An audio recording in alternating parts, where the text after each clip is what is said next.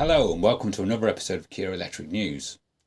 Hyundai Motor and Kia announced active air skirt technology to help electric vehicles go faster and further.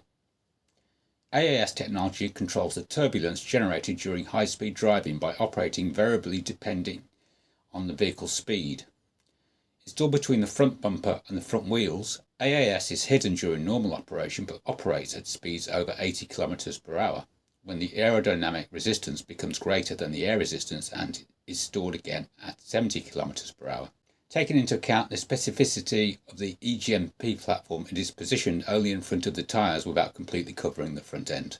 Aerodynamic enhancements of the technology increase downforce, which improves vehicle traction and high-speed stability. As a result of being tested in the GV60, it is expected to reduce the drag coefficient by 2.8% and improve the driving range of electric vehicles by around 4 miles. Hyundai Motor and Kia have applied for related patents in South Korea and the United States and plan to consider mass production after durability and performance tests. One of the YouTube channels that collects spy shots claims that the facelifted EV6 GT has a new feature, but to me they just look like the front mudguards on the EV6 which are on mine on some trims as you look at the images.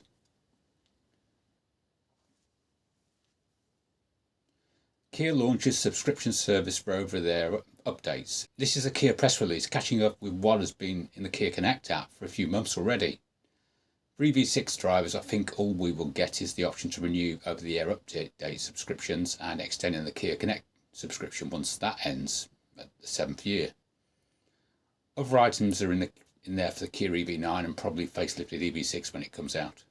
Some of you may remember channel viewer William Clarke's ICCU failure, that's the Integrated Charging Control Unit failure incident from a few weeks ago when it popped whilst driving on the motorway and lost power, dropped out of highway drive assist and reverted back to level 3 regen.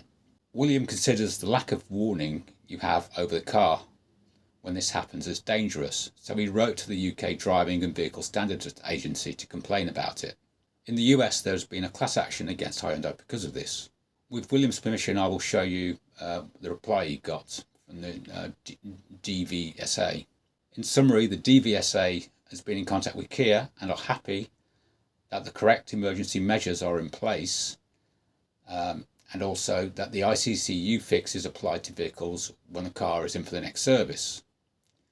So this is not seen as an urgent safety recall by them and does not appear as a safety recall when you check on the DVLA website with registration number. All a bit strange. I've read that the EGMP cars have a supercapacitor that supplies power in case of ICCU failure, so maybe they think it's enough. I still think, as William does, that sudden slowdown on the motorway with regen braking suddenly appearing could cause an accident. What do you think? Let me know in the comments. Next generation Genesis GV80 is to be released in 2026 as an all-electric. So reports the Korean Car Blog. They've also shown spy shots of the upcoming fully electric Genesis GV90. The new GV80 alongside with the upcoming electric SUV GV90 will feature Hyundai's next generation electric vehicle platform, which is just called EM. This platform succeeding the current EGMP used in models like the Ioniq 5, Genesis GV60 and EV6 is set to enhance the product quality beyond existing EVs. The EM platform, adaptable across various vehicle sizes, aims to extend the autonomous emergency response range by more than 50% compared to the Ioniq 5, and will introduce software-centric automotive development concepts, including over-the-air updates and Level 3 plus autonomous driving.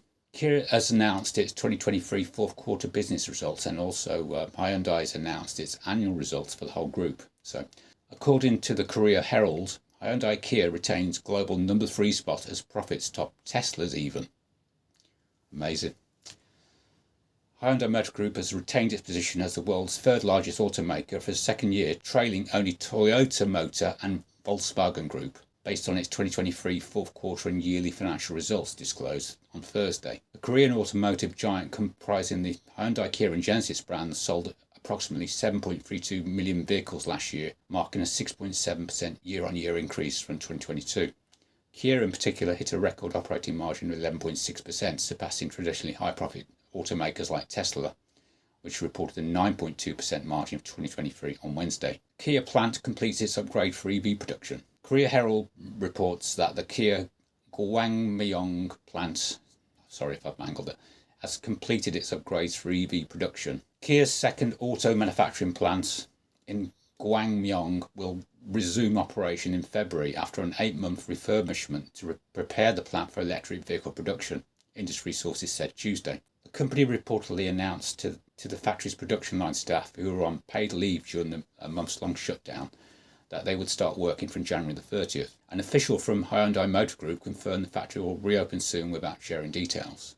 The second Gwangyong plant, which used to produce Pride and Stonic vehicles for exports, has new equipment to enable it to produce electric cars. Once fully operational, it will manufacture new battery-powered cars, including the small-size sport utility vehicle EV3 and the mid-size sedan EV4 this year, with an annual capacity of 150,000 units. Price of the two car models is expected to be less expensive than the EV6, offering a wide range of options to customers. Someone asked me, I think it was last week, if I knew anything about the Kia's EV9 vehicle-to-home plans. I went looking and I did come across this Kia America video from CES that shows a possible integration with Wallbox, the charge company. There's a system called Quasar 2, at least in the US anyway. I will put a link to this Wallbox Quasar 2 video in the description with all other links as usual. I also did read somewhere about a Dutch Kia vehicle-to-home trial, but there are a few details on how and who the partner is. Korean Car Blog this week showed spy shots of the forthcoming Kia EV2, which is a small EV, budget-priced EV. But also they showed spy shots of the Hyundai Caspar, which is also coming out.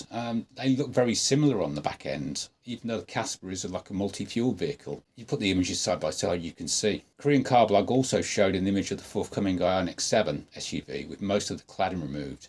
This is the sister car to the Kia EV9 and is due to be launched later in the year. Some late-breaking news. Some of you may be aware of the flat 12-volt battery problems that have been encountered on the brand new Kia EV9. Up until now, it was not known what was causing the issue. According to a post by Andrew Rosnack on the Kia EV9 Facebook group and on Reddit, Kia has issued 2 updates to address this issue, according to this Kia support line. These will not be issued via over-the-air update, but the car will need to go into the dealer to have them applied. And I thought this car had full OTA updates. You know, what the hell's going on? Just after I'd finished writing this, a new TSB appeared for the Kia EV9 and EV forums, which may or may not be related to it. Details are as follows. Service action. ICCU and VCU software upgrade. That's the integrated charging control unit and the vehicle control unit software upgrade for the electric water pump operation, SA560. The bulletin provides information to improve the electric water pump operation logic when the EV battery is being charged with a level 1 or level 2 AC charger on certain 2024 MY EV9 models produced between September the 24th through to January the 19th, so I think that's basically all of them so far.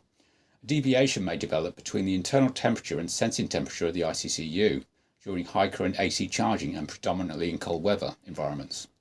If this condition occurs, the ICCU may become damaged, resulting in a stopped charging session and inability to charge using level 1 or level 2 AC chargers. However, the EV battery can still be charged using level 3 DC fast charging. Anyway, I've seen that on an EV6, that kind of problem. And the ICCU does charge the 12-volt battery, so is this related? And have they included a roll-up of updates for the 12-volt battery? So is this the 12-volt battery update? I don't know. Anyway, more details and hopefully copies of more TSBs when I get hold of them. Business Korea reports that Hyundai Mobis has developed a human-centric interior lighting system for future mobility. The new technology realises a system where interior lighting interacts with users by recognising their biorhythms and preferred usage environment and showing various colours, brightness and patterns.